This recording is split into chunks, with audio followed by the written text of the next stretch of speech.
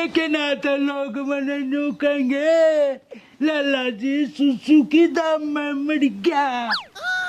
New बिना तू भी ना मानना रे और सोच लिए जा आगे तो ऐसा सपने में भी सोचा ना तो पेशाब पेशाब नहीं टट्टी भी बंद कर दूंगी।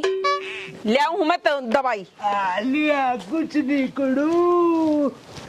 आए अरे लिखड़ा आए आए आए क्या रे जीजा? एड़े साली नूनी छेड़ा पीछे तने छेड़ा करते मेरा दूर तक दलक जावा। के बात जीजा? बिस्टारा का ठेला ले रहा है जो तेरा दलक लाग गया है। और के ठेला नू सोच ले पट रोड के टड़क पर बैठा सू किसे टाइम भी पैच सकसे और तू थोड़ी दूर होकर बैठ प्रेशर बना है। छोरी तू थोड़ी दूर नहीं बैठ सकती क्यों कुल्ले पे कुल्ला चढ़ा रही है?